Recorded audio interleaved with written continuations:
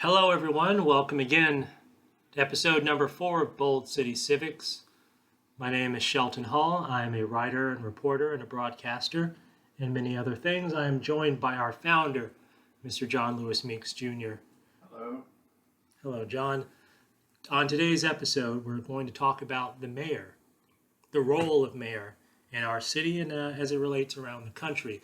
This is one of the more interesting topics that we've dealt with because, with most electoral positions, the roles of those positions are fairly static. But with mayors, as it relates to Jacksonville and as it relates to the whole country in general, no other elected position, I think, allows the individual holding that position to impart their own particular set of values onto the position as it does with the role of mayor. So we'll back up a little bit to 1822 when the city of Jacksonville was first incorporated. Next year, 2022, will be June 15th to be exact, will be 200 years since the city of Jacksonville was first incorporated. And we've had a number of mayors since then. In the 40s, I forgot to count. But then you fast forward to 1967, which is really where this story begins, the consolidation of city and county government. We had, I believe, 5 different municipalities that were all brought in under one banner during the consolidation era. And the mayor at the time was a guy by the name of Hans Tanzler. He was preceded by a fellow named Lou Ritter, who was more or less a placeholder. Good guy, but essentially a placeholder. Local government was very corrupt at the time, even more so than usual. A number of our elected officials ended up going to jail. Our schools were disaccredited and things like that. So once we got into the consolidation era, 1967, 68, a big part of that was about streamlining the processes of government and the effectiveness of government, and also putting in some really firm limitations on the role of these different elected officials to reduce the possibility of corruption. And good luck with that. One big innovation of our consolidation era was instilling term limits. Prior to consolidation, there were no term limits for mayor or for governor. Tanzler, who took over in, I believe, 1967, he was grandfathered in, so he was not limited by term limits, which allowed him to serve as mayor of Jacksonville for 12 years, 1967 to 1979. That made him the longest tenured mayor that we've had in Jacksonville. And then from 67 to 69 was Tanzler. From 1979 to 87 was Jake Godbold, who is probably the greatest mayor that we've ever had in Jacksonville. 87 to 91 was Tommy Hazouri, the last full Democrat to be elected mayor. 1991 to 95 was Ed Austin, who prior to that had been our state attorney. He was elected as a Democrat, but then switched to being a Republican in the early 90s, like not too long after he was elected mayor. The story, as I remember it being told, was that as mayor, he was a Democrat, and he went on a trip to China, I believe. Part of the role of mayor is reaching out to other cities, connecting with other mayors to stimulate growth and business investment, tourism, the tourist trade. Mayors are kind of like a salesman for the city. And Ed Austin famously told a friend that he didn't want to risk being on this airplane and the plane crashing, because that's always an occupational hazard in politics. He didn't want to take the risk of dying in a plane crash and dying as a Democrat, so he switched as a Republican. His former chief of staff, John Delaney, was mayor from 1995 to 2003. 1995 to 2003, followed by John Payton, who was mayor from 2003 to 2011.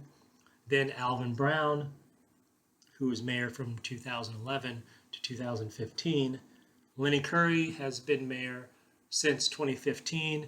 His term ends in 2023. And we now have 3 or 4 official candidates for mayor. Donna Deegan, of course, Matt Carlucci, city councilman, Al Ferraro, also a city councilman, and Daniel Davis, who was a city councilman, now works at the chamber. So that's basically 3 Republicans and 1 Democrat. The role of the mayor, it's very interesting. If you compare it to other cities, every city is kind of a reflection of their mayor. If you look at certain cities around the country, if you're a fan of politics, you know that every city has like a certain number of mayors who we all know, even if we didn't live in those cities, whether it's Ed Koch and Rudy Giuliani in New York, whether it's Harold Washington and the great Richard Daley, arguably the greatest mayor of all time in America up in Chicago, or someone like Willie Brown or George Moscone over in San Francisco. Technically, the role of mayor is static. The mayor is the chief executive of the city, and the city council is a separate division. The sheriff's department, the police department is a separate division. The state attorney, separate division. You have all these different things like the parks department, the tourism board, the chamber of commerce, all are kind of connected, but they're all technically independent entities. And the individual mayor, depending on who you are and what your agenda is, the mayor can decide how active they want to be in it.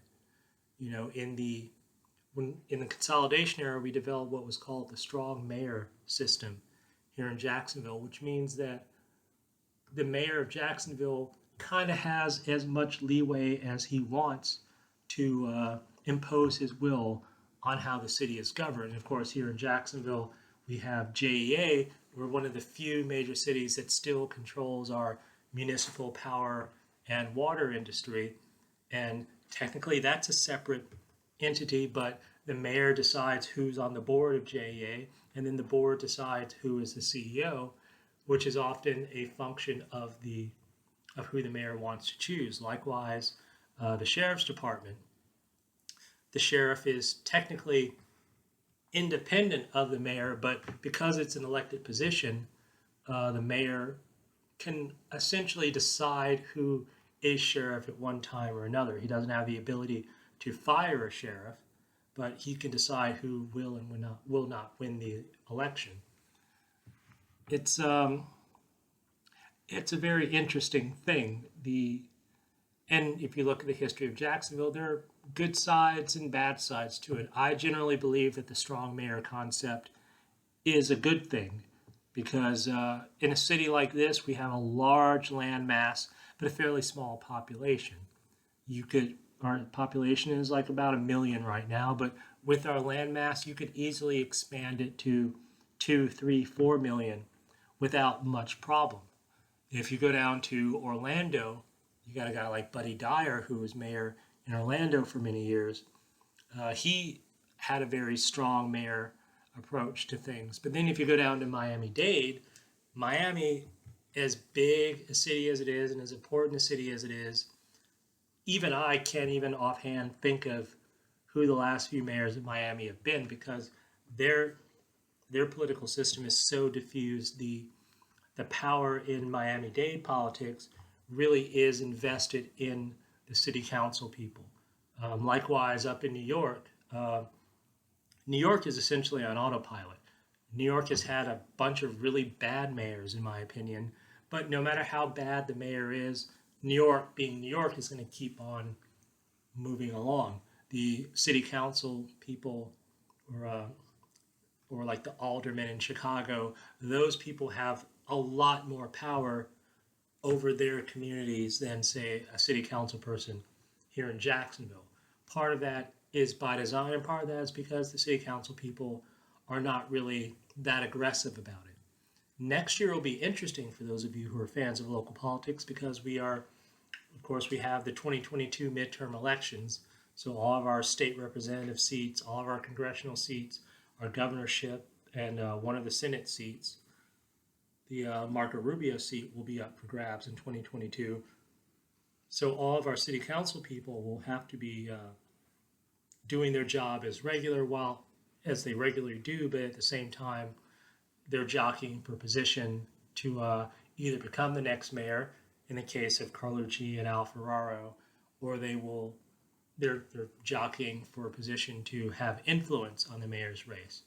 As the mayor's race stands right now, it seems to basically be a three-way race between Deegan, Carlucci, and Dan Davis. Dan Davis is a sort of center-right Republican, basically a conservative Republican, but he doesn't stick his head out there on a lot of the social issues. He's more about business growth, more about tourist trade and things like that.